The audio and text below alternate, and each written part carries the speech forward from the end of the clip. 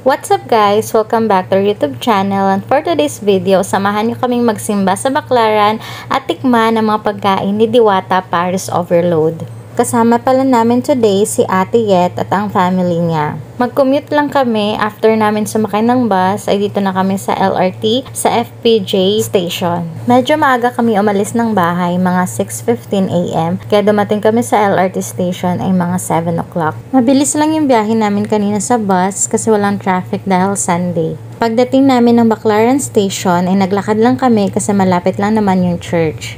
Sakto pagdating namin ay kakastart lang ng mass. Medyo matagal na rin pala kami hindi nakapagsimba dito. Di ko na maalala kung anong year yung last naming simba. Kasi usually dun lang kami malapit sa lugar namin nagsisimba. After ng mass ay nagpicture lang kami saglit dito sa bandang harapan ng church. 9 o'clock na sa mga oras na to. Kaya sakto lang din dun na kami mag-lunch kasi expected namin mahaba yung pila. So may mga 2 hours pa kaming allowance na pagpila bago yung lunch time. Pero sana hindi ganun kahaba katulad ng mga napapanood namin sa social media. Tapos hindi namin kabisado kung may sakayan dito papunta doon sa location ni Diwata. Kaya ang ginawa namin is nag-book na lang kami ng Grab.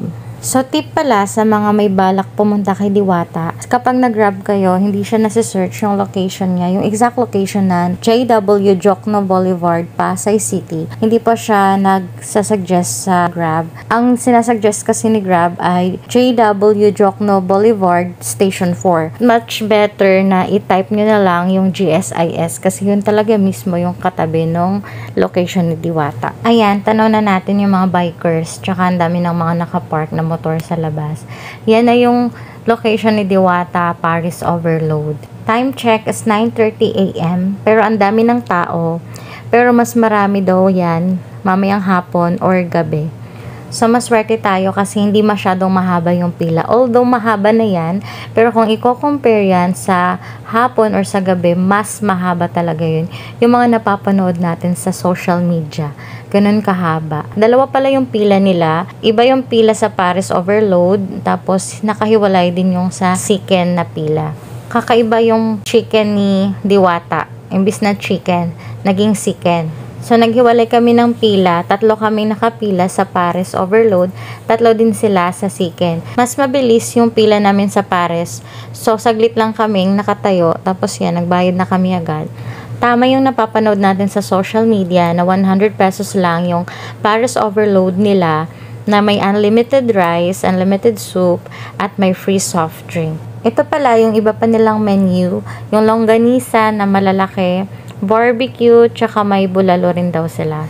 Ito yung pinakauna nilang binibigay sa pila, yung nakamangkok na. Tapos binivideo ko pa si kuya na nagcha-chop. Kaya sabi niya, bilisan ko daw kasi marami pa nakasunod. Pero maganda naman yung pagkaka-approach niya sa akin in a polite way. Vlogger po ba? Vlogger? So next naman dyan ay papunta na tayo sa rice. Ang lalaki ng kaldero nila, tapos ang dami ng isang sandok, parang isang buong mangkok. Parang katumbas na siya ng 1.5 cup of rice or 2 cups of rice. Next naman ay itong soup. Kailangan pala, wala kang ibang hawak ng mga time na yan kasi hawak ko yung cellphone ko, buti yung ate ko yung humawak ng rice kasi hindi na kaya ng kamay. Bali 3 kasing mangkok ang hahawakan mo.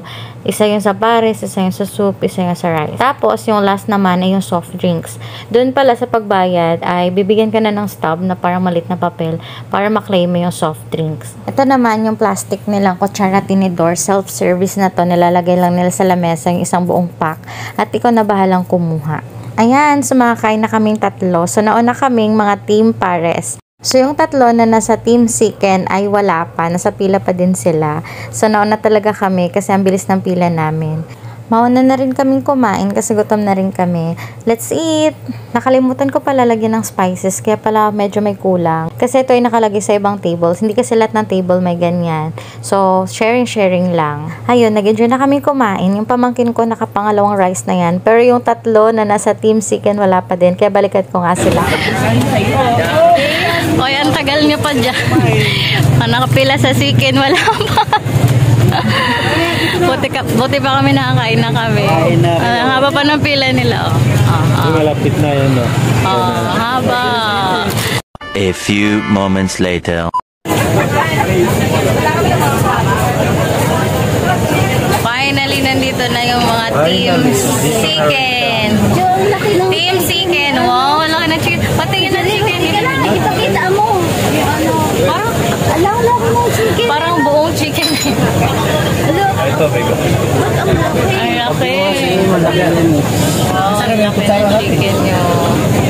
Jagay ko mo kutsara. Meron dito dalawa. Totoo ngang magugulat ka sa sobrang laki ng chicken nila. For only 120 pesos, only rice, only soup, with free soft drink na yan. At maya-maya lumabas na si Diwata. Ang bilis ng mga tao makalapit at magpa-picture sa kanya. Yan, pinagkakaguluhan na siya. Para talaga siyang instant celebrity. Nung unay nahiya ako magpa-picture sa kanya, tsaka walang magpipicture kasi si Jetray kumakain pa. Syempre na late sila ng kain. Ayoko namang disturbohin kasi ang sarap na ng kain niya. Kaya yung dinidyo ko na lang si Diwata. Mabait naman siya. Kasi yung sinasabi ng ibang vlogger na mataray siya. May time lang na tumatanggi siya katulad niya. May nagpapa-shoutout. Pero sinasabi niya naman na hindi siya pwede mag-shoutout kasi paus siya that time. Kaya pictures and videos lang yung pwede nung time na yan. Kapag lumabas siya at pwede magpa-picture or magpa-video, ibig sabihin yan available siya. So hindi siya pwede disturbohin kapag busy siya. Doon siguro siya nakukulitan. Buti na lang lumapit si Ate Yet tapos nakakapag-video siya sa amin at saktong-sakto magkatabi kami ni Diwata. Ito pala yung bandang kusina niya. So, dito yung mga nag-iihaw for barbecue. Yun naman yung sa fried chicken niya. Malalaki na rin yung mga lutuan ni Diwata. Talagang meron siya mga equipments kasi ang laki na rin ng kusina niya. So, yan, nag-expand na talaga yung business niya. Buti na lang, meron na siyang magandang pwesto. At least, meron ng maparkingan. Yun, yung mga bikes, motors, yung mga may dalang sasakyan. Hindi na sila takot na matow. Di ko lang sure kung nagre-rent lang siya dito. Pero ang mahalaga, meron na siya magandang pwesto at hindi na siya mapapalayas anytime, 'di ba? Kasi kawawa naman siya. At pati na rin sa mga customers, medyo convenient na siya. Meron lang konting mga improve, pero alam ko naman na meron pa siyang mga ginagawa, di pa mga natatapos. Katulad ng mga tables and chairs kasi kulang pa. Pero yung iba wala talagang kaarte-arte kahit nakatayo sila na kumakain. Paglabas namin na nakita namin tong tarpaulin ni Diwata na punong-puno ng mga stickers ng mga vloggers na nakapunta na dito or nakakain na dito. Buti na lang may dala din kaming sticker kaya nagdikit na rin kami ni Jetro. Halos wala ng space na malagyan at yung nakita ko ng space na nabi ko kay Joshua Garcia. Ayan, konting picture. Dahil di rin namin alam yung sakayan pauwi ay nagram muna kami papuntang MOA. At yun, umalis kaming busog. Thank you Diwata sa masarap mong pagkain na very affordable. Dito muna kami sa MOA pero hindi kami sa shopping. Magpapalamig lang. Nag-ikot-ikot lang kami saglit kasi gusto rin namin makauwi ng maaga. Yun lang for our vlog today. Thank you for watching. Bye!